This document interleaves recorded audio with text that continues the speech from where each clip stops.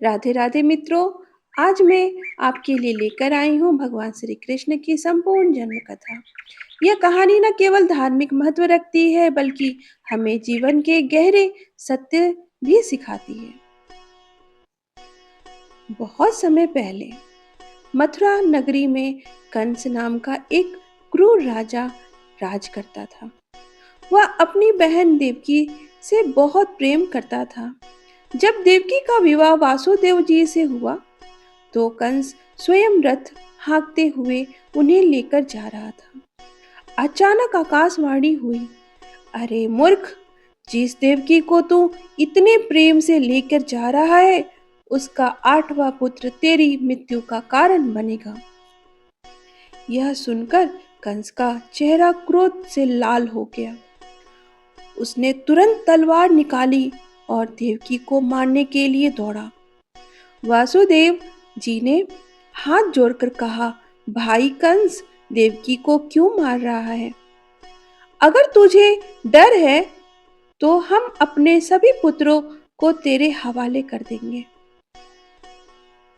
कंस ने कहा, ठीक है, लेकिन तुम दोनों मेरी कैद में रहोगे और जैसे ही कोई संतान होगी वह मुझे दे देना होगा। इस प्रकार देवकी और वासुदेव कंस के कारागार में कैद हो गए। जब देवकी के पहले 6 पुत्र हुए तो क्रूर राजा कंस ने एक एक करके सभी को मार डाला। देवकी और वासुदेव का दिल टूट जाता था, लेकिन वे असहाय थे। 7वें गर्भ के समय योगमाया के प्रभाव से वह गर्भ देवकी के गर्भ से निकलकर रोहिणी के गर्भ में चला गया। यही बलराम के रूप में प्रसिद्ध हुआ। भाद्रपद मास की कृष्ण पक्ष की अष्टमी का दिन था।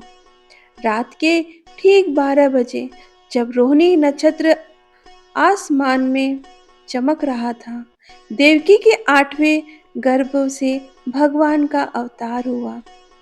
जन्म के समय एक अद्भुत दृश्य था।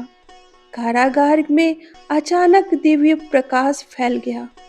देवकी और वसुदेव ने देखा कि उनके सामने चतुर्भुज रूप में भगवान विष्णु खड़े हैं। शंख चक्र गदा और कमल से सुशोभित। भगवान ने कहा, मैं तुम्हारा पुत्र श्री कृष्ण के रूप में जन्म ले रहा हूँ। तुम मुझे तुरंत गोकुल में नंद बाबा के घर पहुंचा दो। वहां यशोदा मैया के गर्भ से एक कन्या का जन्म हुआ है। उसे लेकर वापस आ जाना। भगवान के आदेश पर वसुदेव जी ने श्री कृष्ण को एक टोकरी में रखा और सिर पर उठाकर गोकुल की ओर चल पड़े।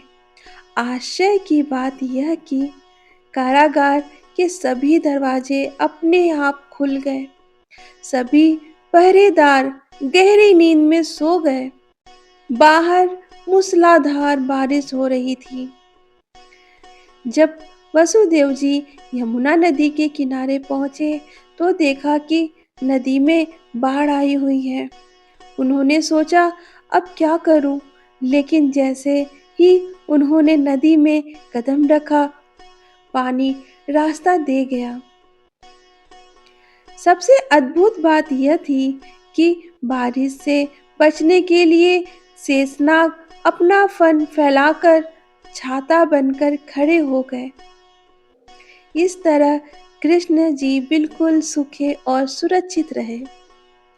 गोकुल पहुंचने पर वसुदेव जी ने देखा कि नंद बाबा और यशोदा मैया गहरी नींद में सो रहे हैं। उन्होंने चुपचाप कृष्ण को यशोदा मैया के पास रखा और नवजात कन्या को उठाकर वापस मथुरा चल दिए। सुबह होते ही यशोदा मैया की नींद खुली। उन्होंने देखा कि उनके पास एक सुंदर पुत्र है। खुशी से उनका दिल भर आया। पूरे गोकुल में खुशी का माहौल था। नंद बाबा के घर पुत्र का जन्म हुआ है। दूसरी ओर मथुरा में जब कन्या के रोने की आवाज आई तो कंस खुशी से दौड़ता हुआ आया। उसने सोचा, अब मैं इस 8वें बच्चे को मार दूंगा और हमेशा के लिए निश्चित हो जाऊंगा। कंस ने कन्या को दीवार पर पटकने के लिए उठाया, लेकिन वह उसके हाथों से छूटकर आसमान में उड़ गई और देवी के रूप में प्रकट हुई। देवी ने कहा, अरे दुष्ट कंस, जो तेरी मृत्यु का कारण बनेगा वो गोकुल में सुरक्षित पल रहा है। तेरा अंत निश्चित है। यह कहकर देवी अंतर्ध्यान हो गई। कंस का चेहरा डर से पीला पड़ गया। गोकुल में श्री कृष्ण का बचपन बहुत ही मनोहारी था। यशोदा मैया उन्हें अपना सब कुछ मानकर पालती थी। कृष्ण की शरारतें भी दिव्य थी।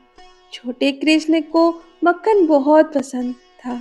वे दूध दही के मटके फोड़ देते। जब यशोदा मैया उन्हें डांटती तो वे अपनी मासूम आंखों से ऐसे देखते कि सारा गुस्सा भूल जाता। यमुना नदी में कालिया नाग रहता था, जिसके जहर से पानी काला हो गया था। एक दिन कृष्ण ने कालिया के सिर पर नृत्य करके उसे सबक सिखाया और यमुना को पवित्र बनाया। जब इंद्रदेव ने क्रोध में भयंकर वर्षा की तो कृष्ण ने पूरे गोवर्धन पर्वत को अपनी छोटी उंगली पर उठाकर सभी गोकुलवासियों की रक्षा की। जब कृष्ण बड़े हुए वे मथुरा गए। वहां उन्होंने अपने मामा कंस का वध किया और अपने माता पिता देवकी वसुदेव को कारागार से मुक्त कराया। इसके बाद कृष्ण ने अपने जीवन में अनेक लीलाएं की। राधा के साथ प्रेम लीला, गोपियों के साथ रास लीला, कुरुक्षेत्र में अर्जुन को गीता का उपदेश, धर्म की स्थापना और अधर्म का नाश। भगवान श्री कृष्ण की जन्म कथा हमें कई महत्वपूर्ण संदेश देती है। बुराई पर अच्छाई की विजय, चाहे कितनी बड़ी बुराई हो, अंततः सत्य और धर्म की ही विजय होती है। भक्ति की शक्ति। यशोदा मैया का निष्कलंक प्रेम दिखता है कि सच्ची भक्ति में कितनी शक्ति होती है। कर्तव्य पालन। वसुदेव जी ने अपने कर्तव्य का पालन किया, चाहे कितनी भी कठिनाइयां आईं। लीला में गहरे सत्य। कृष्ण की हर लीला में जीवन का कोई न कोई गहरा संदेश छुपा है। आज भी हम जन्माष्टमी मनाकर इस दिव्य जन्म को याद करते हैं। इस दिन व्रत रखा जाता है, मंदिरों में झांकियां सजाई जाती हैं, रात 12 बजे जन्म उत्सव मनाया जाता है, दही हांडी का खेल होता है, भजन कीर्तन का वातावरण गूंजता है।